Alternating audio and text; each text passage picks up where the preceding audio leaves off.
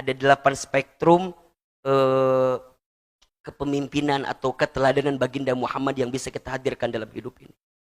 Yang pertama, secara self development, secara pengembangan diri. Baginda Muhammad itu jauh sebelum diangkat menjadi seorang nabi, memang sudah diakui menjadi pribadi yang baik dalam hidupnya. Sudah dikenal jujur itu jauh sebelum diangkat menjadi seorang nabi. Jadi gelar Al-Amin itu didapat ketika beliau masih muda kan. Lahir dalam keadaan yatim. Usia 6 tahun ditinggal ibundanya. Kemudian diasuh oleh kakeknya. Usia 8 tahun kakeknya wafat. Diasuh oleh pamannya.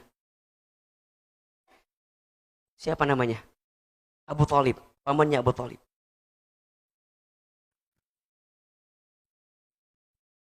Kondisi pamannya Abu Thalib itu, kalau secara urusan ekonomi, disebutkan dalam keterangan, pamannya Abu Thalib itu bukan paman yang kaya dalam hidupnya. Tapi seorang paman yang kondisi ekonominya sulit. Bahkan bisa dibilang sederhana atau bahkan miskin. Sekarang Bapak Ibu coba bayangkan. Kita hidup bersama seorang paman yang keadaan ekonominya miskin. Terbayang atau tidak bagaimana kehidupannya waktu kecil. Sulit, susah, terhimpit, sempit dan segala macam. Tapi justru keadaan sulit di masa kecil itulah yang kemudian membentuk baginda Muhammad menjadi seorang pribadi yang makin tangguh dalam hidup. Makanya kadang-kadang ya, kalau kita baca buku-buku biografi orang besar, itu pasti mereka dihasilkan dari proses kehidupan masa kecil yang sangat sulit. Betul nggak? Coba deh. Ya. Begitupun dengan baginda Muhammad ketika kecil. Beliau keadaannya begitu luar biasa, tapi tidak menyurutkan keadaan beliau untuk tumbuh menjadi pribadi yang luar biasa. Makanya saya seringkali kasih motivasi ke teman-teman semua ya. Terutama ke anak-anak milenial yang biasa ngaji di Indonesia. Jangan pernah insecure dengan keadaan kita saat ini. Kita tidak bisa milih lahir dari rahim siapa. Kita nggak bisa milih lahir di mana. Tapi kita bisa milih hidup kita mau seperti apa. Dan itu yang seringkali saya tanamkan di hati saya. Saya orang kampung, orang desa, anak yatim piatu, orang miskin. Ayah saya almarhum seorang kuli di pasar. Ibu saya tukang jualan di pasar. Saya tidak pernah kebayang kalau hari ini kemudian Allah berikan banyak kebaikan kepada kita. Dan sering saya jawab, justru saya bersyukur kepada Allah dengan keadaan masa kecil saya yang susah waktu itu. Saya bersyukur kepada Allah dengan keadaan masa kecil saya yang sulit waktu itu. Karena saat engkau dibanting siap-siap terpelanting. Apalagi saat kita lebih banyak membaca tentang kisah baginda Muhammad ketika kecil. Itu makin luar biasa. Makanya jangan pernah menghina keadaan katanya ya. Karena malam pun tidak pernah menghina takdirnya menjadi gelap katanya. Jangan pernah menghina keadaan. Karena daun pun tidak pernah marah kepada angin yang membuat dia terjatuh dari rantingnya. Belajarlah menerima keadaan itu. Karena boleh jadi di balik musibah ada hikmah, di balik ujian ada pelajaran. Semakin ditempa, maka semakin ditempatkan pada posisi yang paling baik. Saya ulangi ya. Semakin ditempa, semakin ditempatkan pada posisi yang lebih baik. Baginda Muhammad ketika kecil begitu luar biasa perjuangannya. Begitu luar biasa.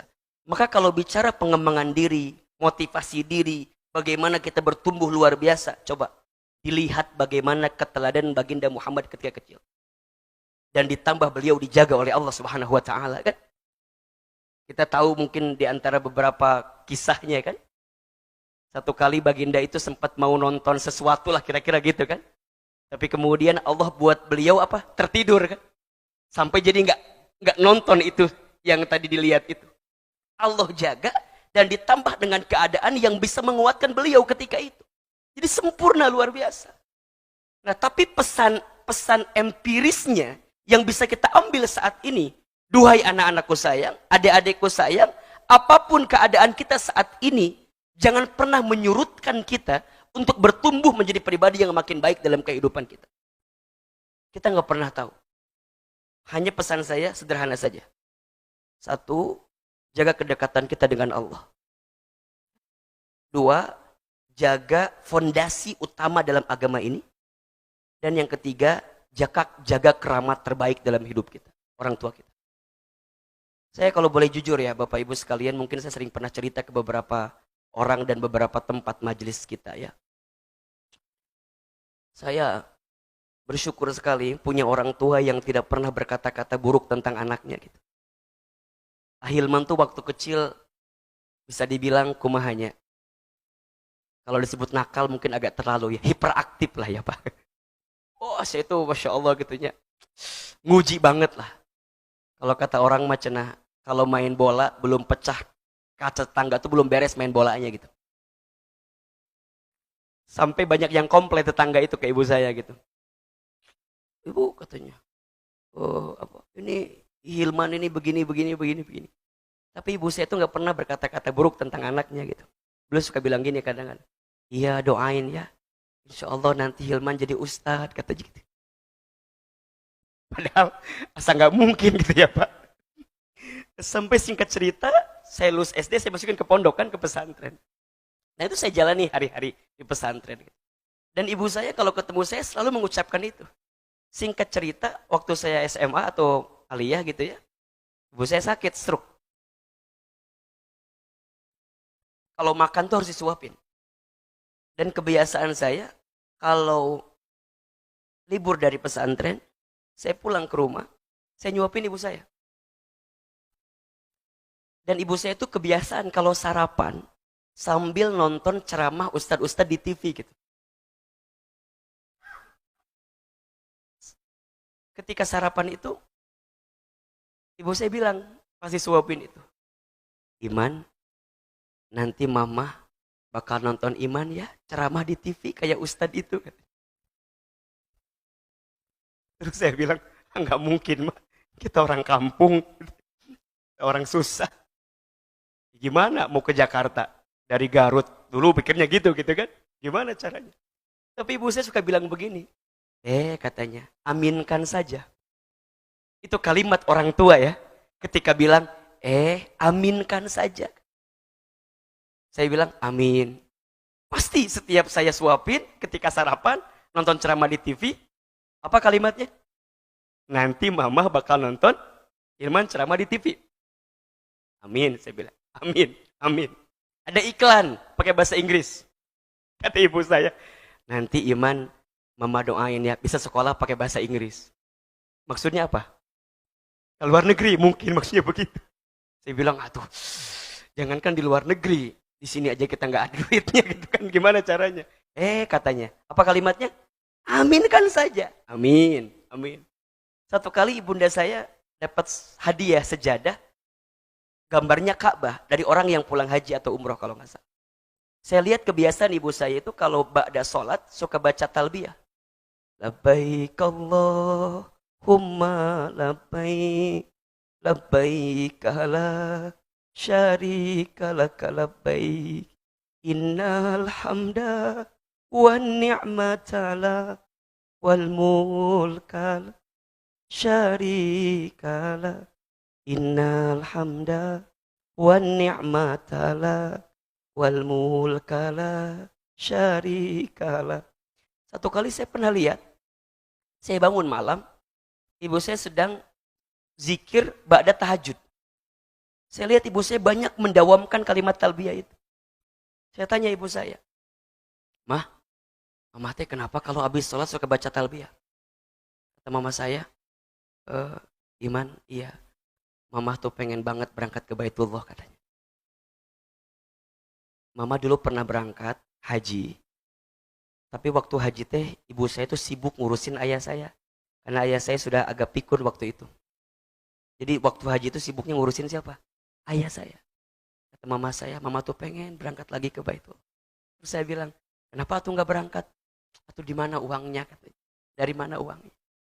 Sampai diusap pipi saya.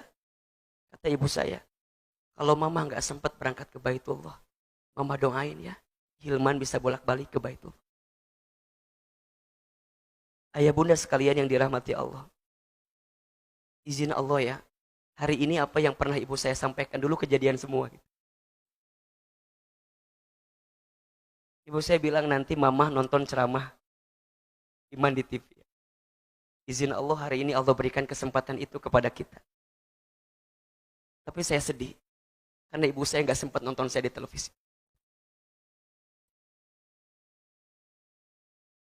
Sebelum pandemi kita bisa berangkat haji umroh kapanpun ya.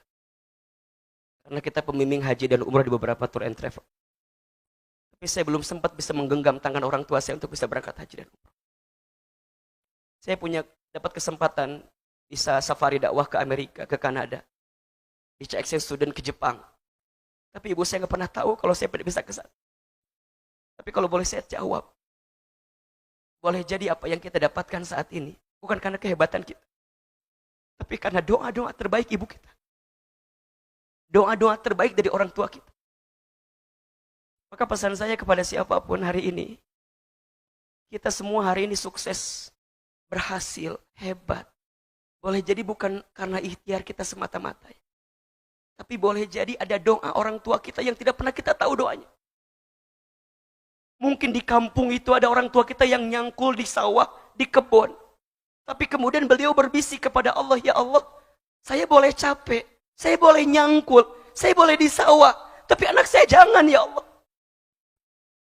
Dan boleh jadi hari ini Bapak ada yang jadi bos, direktur, punya perusahaan.